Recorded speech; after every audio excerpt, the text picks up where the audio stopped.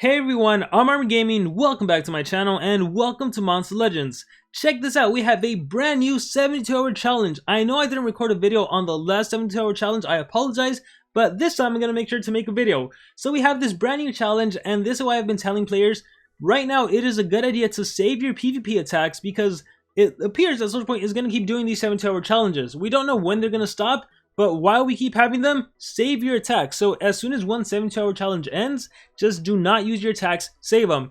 Now, of course, we do have the Cobra Punch Marathon going on, so if you need to use your attacks for the Cobra Punch Marathon, definitely do it. But it is definitely a good idea to, when you can, save your attacks. Because the way you get challenge coins, for those of you that are new to Monster Legends, is you get challenge coins by doing player versus player. And the higher the league you're in, right here, if I click on leagues, the higher the league you're in, the more coins you get. So the sweet spot, I would say, is Legendary 4 League. Champion 1 League will give you 420 challenge coins for every victory. Legendary 4 League, however, will give you 500 coins, and after that it just goes up by like 10 or 20, so it's not really worth it to go into Legendary 3 League and so on.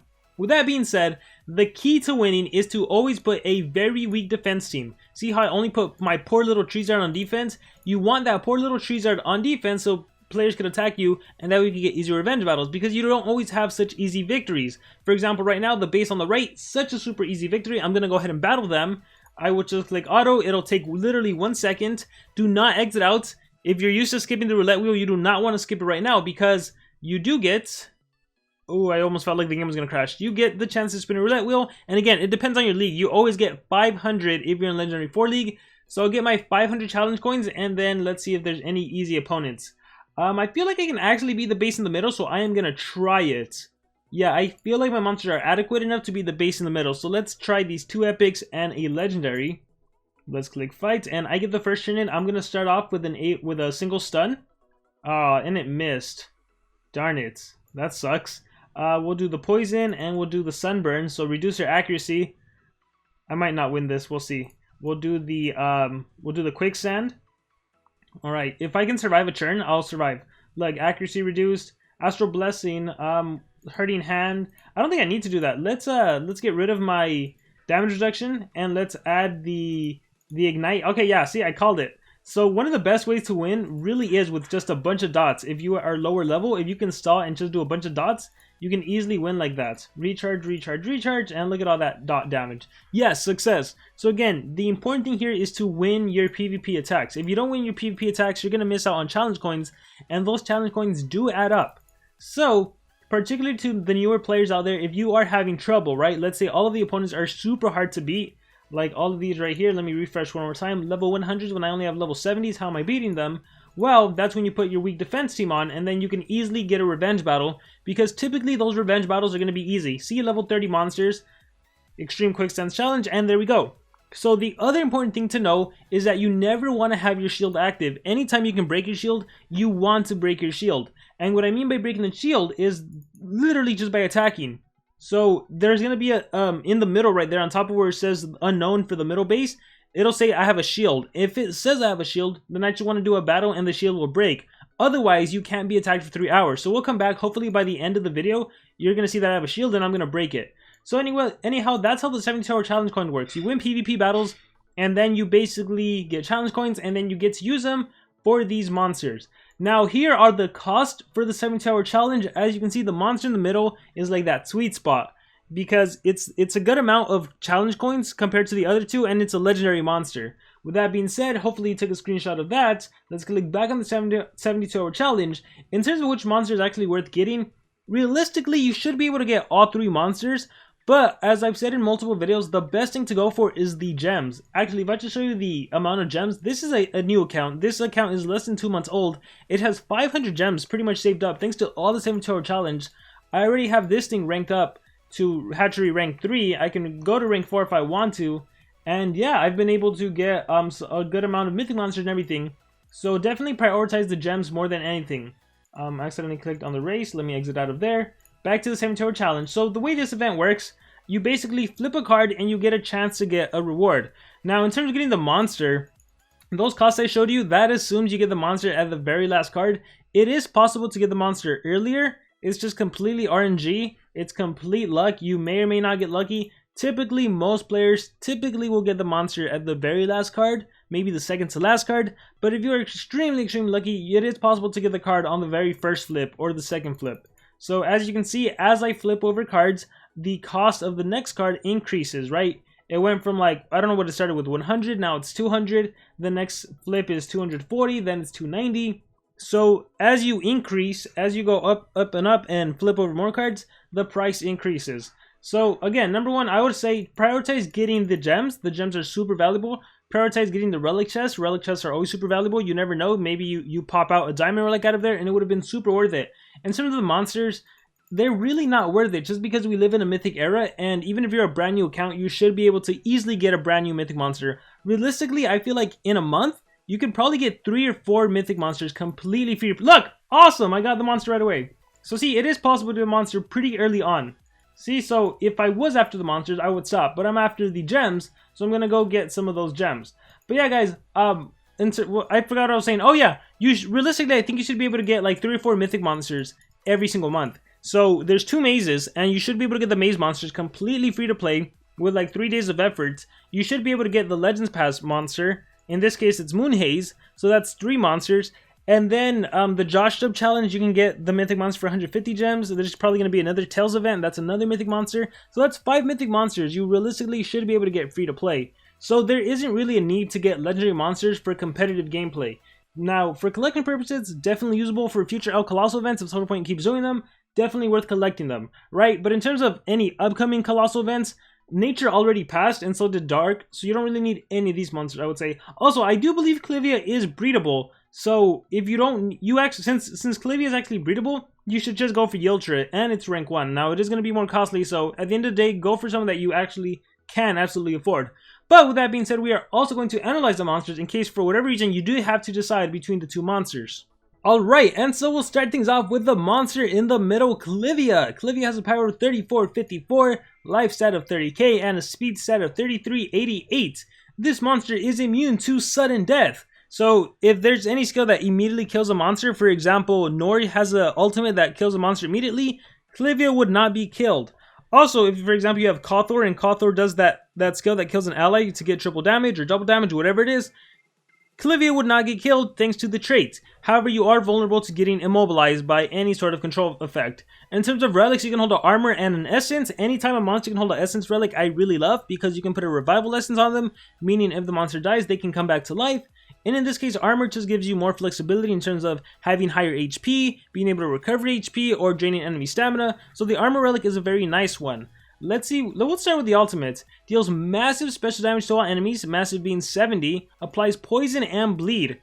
So poison and bleed both will take away 10% of HP and reduce damage output by 20%. So pretty good ultimate. This is actually an attacker, as you can see from the combat roll. Let's see what else we have.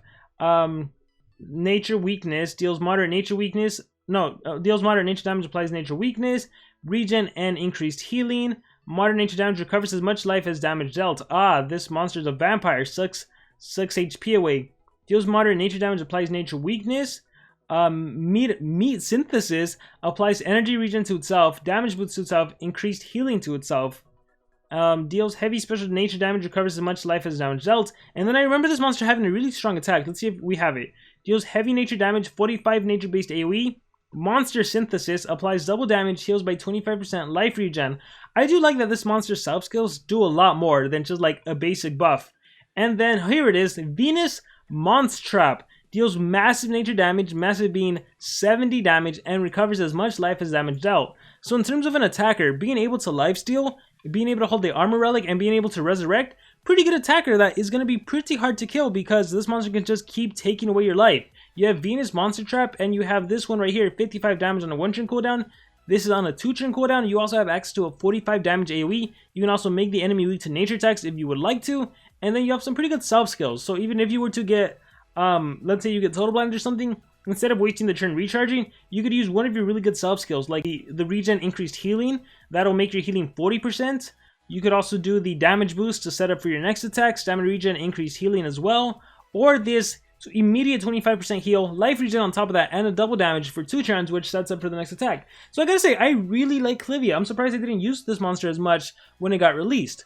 And now let's review Yiltre. And I remember liking Yiltre as well, Power 3355, Life 3461, Speed 3476, one of the faster legendary monsters in the game. Abomination, you cannot possess this monster, you cannot corrupt this monster, you cannot give this monster nightmares or bleeding. And this is interesting, how many monsters do you guys know that can hold double essence? I wonder what happens if you put revival essence twice on this monster. Is that possible? Will only one trigger, then the other one triggers? Do they both trigger at the same time? If anyone has this monster with double essence, and it's died, I want to know what happens. Do you waste both of them, or just let me know in the comments below. I am super intrigued by this.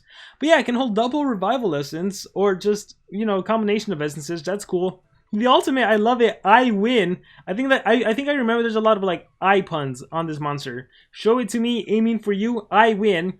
Massive nature damage to enemies, may blind all targets, and healing hurts targets. You guys know I love the negative healing aspect of the game, right? This is a great mechanic. Negative healing, especially in a world with relics, where a relic can heal like 50k HP. Imagine, hey, I hit you with plague. Now instead of healing by 50k, you're gonna lose 50k HP. I love that. So this is pretty cool because you also reduce. Well, first of all, you deal massive nature damage. Although this monster doesn't really, he's not really an attacker, but yeah, massive nature damage. Hey, now you're blinded. Hey, now your healing hurts you. I love that ultimate. It's good. Close your eyes, deals moderate special damage, 50% is a blinding, not a fan. Removes negative effects from itself, gains regen. I see your problem, applies one random negative effect to target. One random negative effect, there is a giant list of negative effects. I'm pretty sure there's another one that's more, we'll see. Look at me now. Removes negative effects from all allies, that's always nice. Gives immunity to possession and nightmares. So your whole team can be immune to possessions. This is also spammable, so even if you got hit with cooldown activation, hey, your team is protected from possession and from nightmares. You feel weaker, we have another plague. Deals moderate special damage, healing hurts target for 3 turns, and also on a 0 turn cooldown, so it is spammable if you need to use it. Here is another AoE skill, deals low nature damage, removes positive effects. A positive effect removal gives dark weakness, so this can partner with a monster that has dark attacks. So you have a skill that removes positive effects from the enemy team, and you have a skill that removes negative effects from your team. Where was it? It was one of these, right? Oh, right here. So look at me now and I see your destiny. Alright, let's see what else. I am so shiny. This is what I remember. AoE blind. Again, reducing enemy accuracy is one of the best ways to deny. It's not true deny, but I consider it soft deny because reducing the accuracy, a lot of times the enemy will miss. I mean, granted, already, if you look at the accuracy, AoEs are already 90% and single targets are already 95%. So yeah, reducing by 50% is very nice. I Will Find You deals heavy nature damage and a stun. So this monster that has AoE blind also has access to a single deny skill stun. Very nice. And Mirror of the Soul deals moderate special damage, applies one random negative effect, and removes negative effects from all allies. This is super awesome. Mirror of the Soul, way better than Look at Me Now, I would say. Unless you know you need that possession immunity. But this is cool because you attack all the enemy monsters, you give everyone a random negative effect, and on top of that, you cleanse all negative effects from your team. Then you can AoE blind, then you can single stun as well. This is awesome. I like this monster. I like both of the monsters. This is more of what do I call this monster? This is more of a supportive in the case that it does a lot of debuffs to the enemy. But yeah, I would consider this a support role. Again, I'm more curious what happens with the double essence. So let me know in the comments below because I'm super curious about that.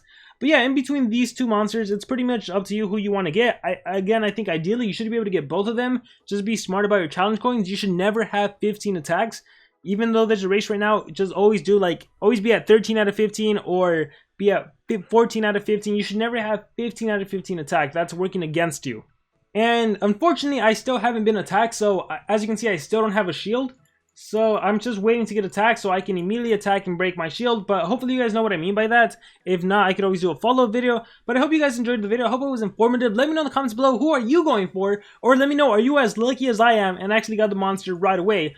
Although I don't know if I could really call that luck since I was going for the gems, not for the monster. So I'm still going to have to pay to go over those gems. But yeah, guys, I really hope you guys enjoyed the video. Let me know if you have any questions at all when it comes to the 72-hour challenge. It's pretty straightforward. Just do PvP and win the battles. And with that being said, thank you guys very much. Remember to subscribe.